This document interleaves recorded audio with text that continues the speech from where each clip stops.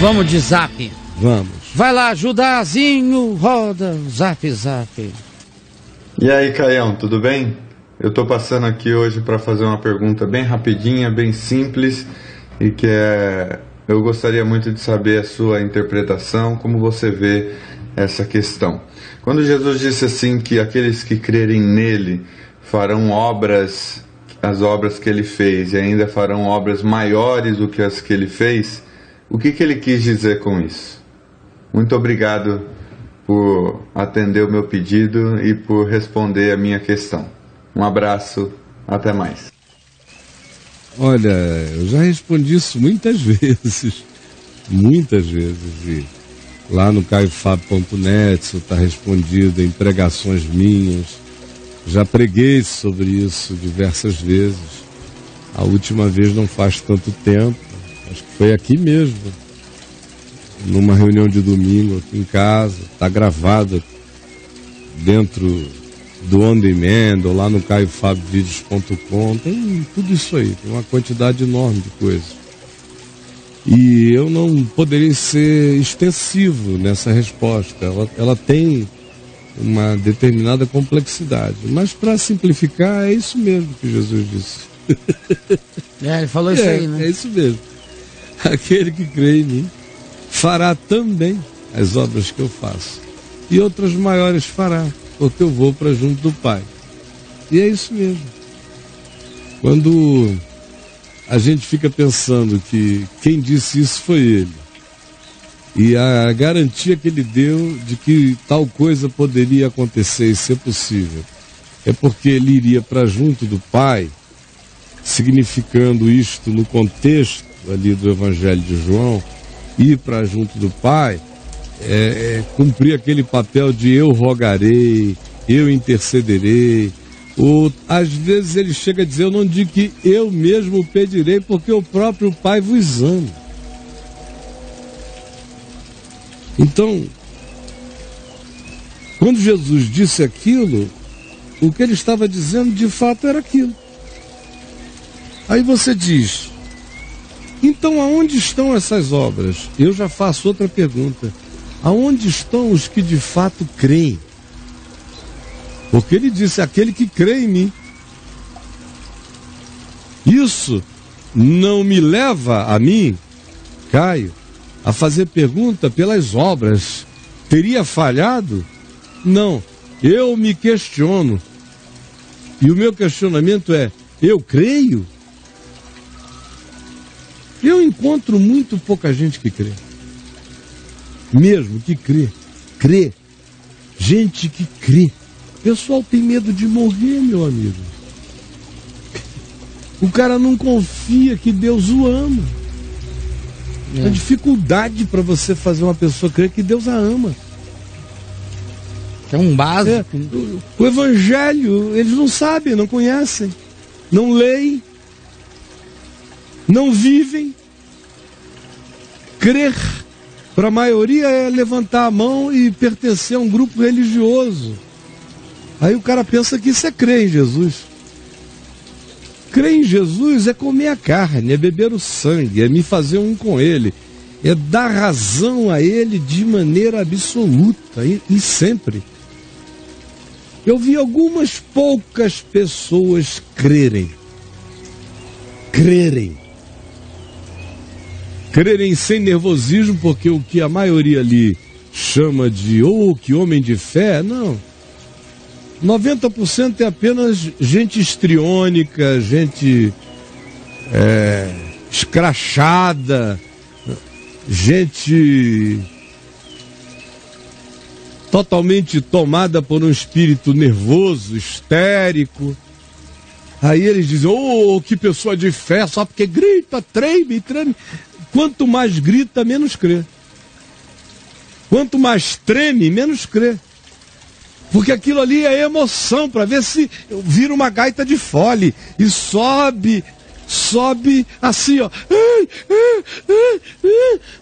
É tentativa de subir com as próprias asas da emoção, do grito, do desespero, mas não é fé.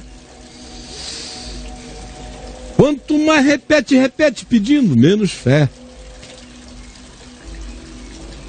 A fé, ela sabe que toma posse, porque quem falou é fiel. Não é por causa de mim, é por causa dele. É porque ele é fiel que eu não duvido. A minha fé se torna fé, não quando eu digo eu quero ter fé, mas quando no meu coração eu digo ele é fiel. Aí a fé começa a surgir dentro de mim. Eu posso descansar nele. Suas promessas são imutáveis. Seus dons são irrevogáveis. Sua graça é soberana, não tem discussão nem no céu, nem na terra, nem debaixo da terra. Eu descanso.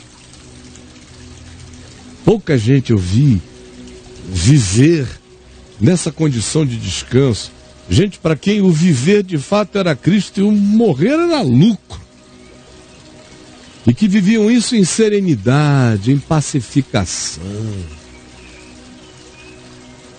E na minha experiência humana, o indivíduo mais chocantemente próximo disso que eu já encontrei foi meu pai, com quem eu convivi. Nunca encontrei ninguém que confiasse mais, que descansasse mais, que se abalasse menos do que ele com tudo, que se recuperasse de tudo com pacificação. E quando você chegava e contava a pior coisa a ele, ele dizia: meu filho, está na presença do Senhor da glória, confiemos. E ele falava baixinho e os céus tremiam. E ele só dizia: socorro, Pai. E miríades chegavam. Você vê o exemplo do velhinho. Aquela foi uma situação de um poder do tipo, falando eles caíram. 4 meses antes de morrer, cego, velho, de muleta e bengala. Aqueles homens entram na casa dele armados até aos dentes. Quando ele percebeu o que era, tomando a papinha dele, se levantou e deu aquele brado: retirem-se da minha casa, a minha vida ninguém a tira de mim, pelo contrário eu a dou, e não é para vocês que eu estou entregando. Retirem-se da minha casa em nome de Jesus. E os 3 saíram se atropelando, homens adultos de 30 anos, 28, armados, armas automáticas. Saíram se ralando, foram presos na esquina porque o arraial se confundiu, eles saíram se atropelando. É uma coisa poderosa. Sobretudo as obras que eu faço e outras maiores fará.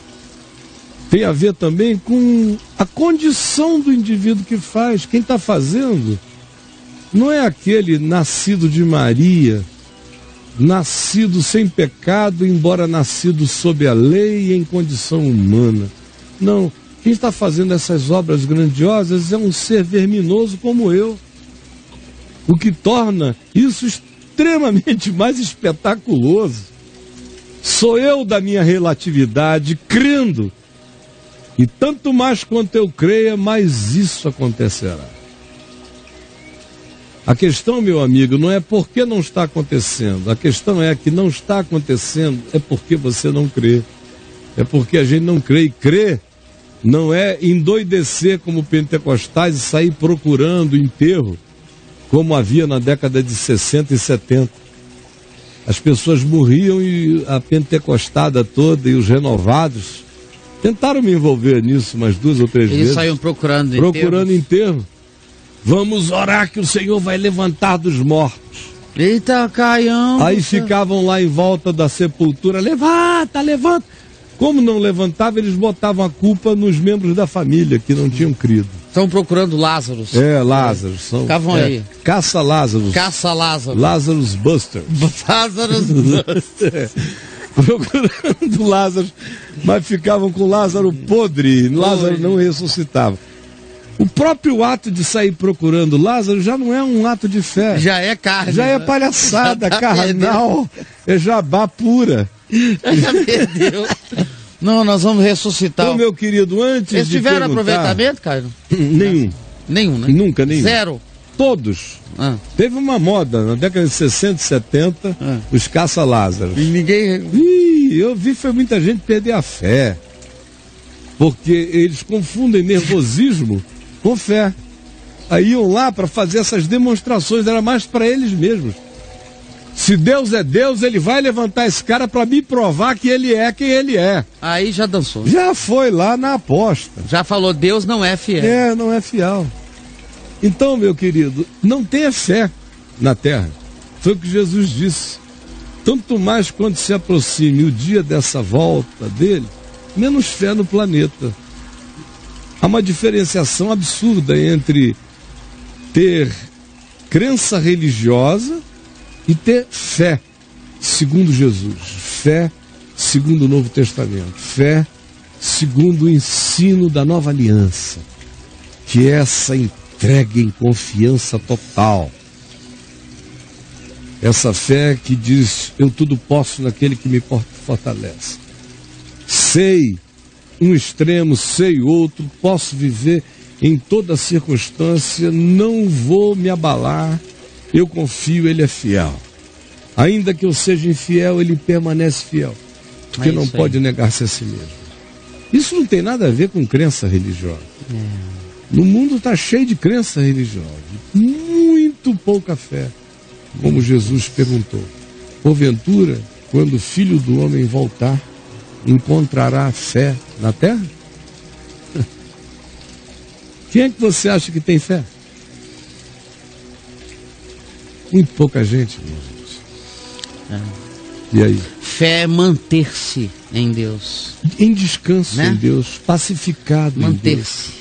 E dizer, eu sei que aconteça o que acontecer, não há lugar mais seguro para o meu ser do que no descanso da fidelidade de Deus. E não se mexer interiormente dessa convicção.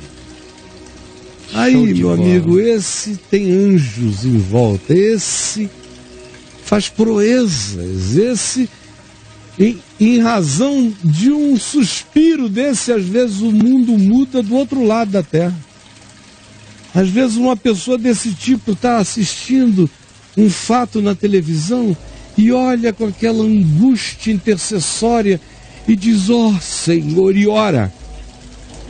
E nunca vai saber, só na eternidade, que aquela oração teve um efeito poderoso, como se raios, relâmpagos e terremotos acontecessem naquele lugar, virando um cenário que nem lá entenderam, nem ele aqui ficou sabendo, porque é para que ninguém se glorie. Para que ninguém se glorie. Para que ninguém se glorie. Fantástico. Não é? Não é para que ninguém se glorie. Um dia na eternidade a gente vai saber as coisas grandiosas que aconteceram. Se não souber, tá tudo bem. Na eternidade todos saberemos. Todos saberemos, né? Claro. Agora aqui eu não fico procurando coisa nenhuma assim. O glorioso aqui é andar em paz. Lindo, lindo. O glorioso é ficar num lugar de inabalabilidade cada vez maior no coração. É poder não saber mais distinguir entre morte e vida. Isso é andar em fé. Tudo é vosso. E vós de Cristo, Cristo de Deus. Seja a vida, seja a morte, sejam as coisas do presente, sejam as do porvir. Tudo está resolvido. Um homem de fé é aquele que diz, o mundo acabou. O mundo acabou. Para o mundo nisso. Que eu quero descer. Aí também tem o seguinte, que ninguém cobra mais nada de quem diz, eu já morri. E o mundo acabou. Esse é o único cara livre transitando no planeta. Esse para quem o mundo acabou. E esse que está morto. Esse anda livrão. Livre.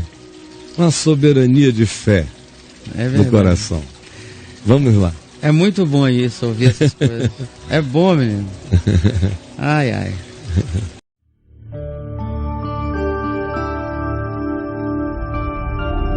Vem me ver TV. O canal é você.